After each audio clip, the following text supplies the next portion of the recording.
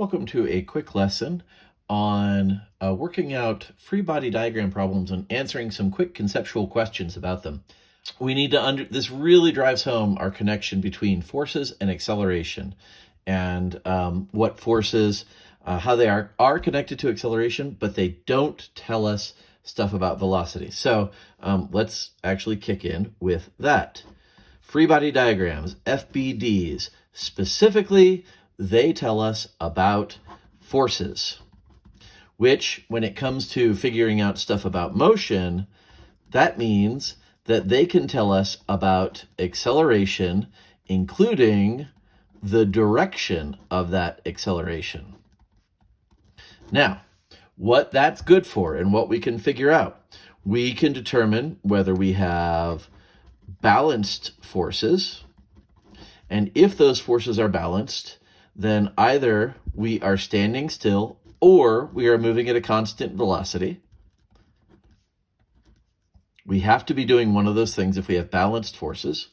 If the forces instead are unbalanced, then you have to be either speeding up or slowing down, or you could be turning. Now, we are not going to do a lot of stuff with turning, but one of our other videos lessons, we'll talk about how we'll have this curving motion, and we have to have unbalanced forces, for example, to be in orbit. So you'll see some examples. Now, the problem is a free body diagram will not tell us which exact one of these. At a glance, we can say balanced or unbalanced, but we can't narrow it down to still or constant velocity or speeding up or slowing down. In other words, we also need information about velocity, and that is not on your free body diagram. So a free body diagram will not tell us what the velocity is. It will only tell us about acceleration, and acceleration is the change in velocity. Even if we know the direction of the acceleration, that doesn't mean I know which direction an object is moving. I have to combine velocity information with this other stuff to determine what direction the object is moving, and or whether it's speeding up or constant velocity or standing still. So let's actually get a look at some questions that you're going to have on our free body diagram mile marker. So here's a couple questions where we have a couple sets of free body diagrams, and really these questions are simply coming down to, do we have unbalanced or balanced? So for example, you observe that an object is slowing down. Slowing down is unbalanced. Which free body diagram could show an unbalanced situation?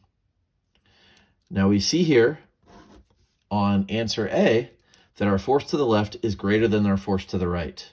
For all of the others, my force up equals my force down, and here my force right equals my force left, force right equals force left, force up equals force down. All the forces are balanced. This is the only unbalanced one. But let me let you know about a secret. This would still be the correct answer even if the question asked to find a free body diagram for an object that is speeding up. This is the only one that could be either speeding up or slowing down, because if you're doing that, you have unbalanced forces. Now, look at the flip side down here. Constant velocity. Constant velocity is balanced forces. And when I look at my free body diagrams, unbalanced, unbalanced, unbalanced, balanced. This is the only one that could have an object moving at constant velocity, but this one could also just be replaced with standing still. The free body diagram alone doesn't tell us which one. We can only determine from just the free body diagram by saying balanced or unbalanced. Okay, so let's look at a couple questions where you have more information and you are expected to use it along with the free body diagram in order to determine exactly what type of motion an object has. So imagine you have an object that starts out with a velocity to the right and it has the forces on it shown.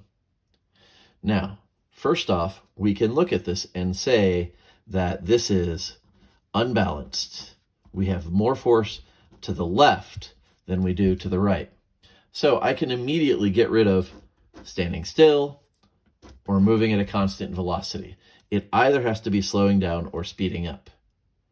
Now, the fact that my forces are unbalanced to the left means my acceleration is to the left. And in order to answer the specific question that is asked, we need one additional piece of information. We need to know that for speeding up, you will have velocity and acceleration in the same direction, whether they're both to the left or they're both to the right, both to the left, both upward, both downward. It doesn't matter, but velocity and acceleration are going to be aligned. If that's the case, you're speeding up. On the other hand, if your velocity and your acceleration are opposed, then you will be slowing down. Doesn't matter what direction the velocity is in. What matters is that the acceleration is opposed to the velocity. And just like our others, this rule applies whether we're talking about up and down, side to side, no matter what. If acceleration and velocity are opposed, we are slowing down. If they're together, we're speeding up. And since we're just talking about it, if our velocity and our acceleration are like sideways to each other, perpendicular, that's how we get a turning motion. Okay, so let's go back to the question that was asked. We determined that it was unbalanced force. We determined from the free body diagram that the acceleration had to be to the left and that my x velocity was to the right. So velocity to the right, acceleration to the left, they're opposed. We are slowing down. Let's look at the next one. Take a moment. We have a velocity upward. Do we have balanced or unbalanced forces? Well, we have unbalanced forces here. And we can see that we have, because we have a greater upward force, the acceleration is upward. All the other forces are canceling out completely. When we take the net force, combine everything together, there will be a net force upward, which means my acceleration is upward. Okay, well, if we combine that information with the knowledge that the object was already moving upward before the forces had any chance to change it, well, velocity and acceleration working together, that means we are speeding up. Finally, we have another object. It also starts out with a velocity upward. It has the forces on it that we see here. What type of motion must it have? We can see here that we have balanced forces, and balanced forces means my acceleration is 0. So we had a velocity upward, balanced forces. Balanced forces means it can't be slowing down, it can't be speeding up, it either has to be standing still or moving at a constant speed. Well, if the acceleration is 0, that means whatever velocity it has, it's going to keep it. So this object, it was already moving upward, it's going to keep moving upward at a constant speed. What would we have to be standing still? We would have had to start out with a velocity of 0 and then have an acceleration of 0, which means I'll keep that same velocity. So this one, it was already moving. It's going to keep moving at a constant speed. Okay, I hope this helps a little bit.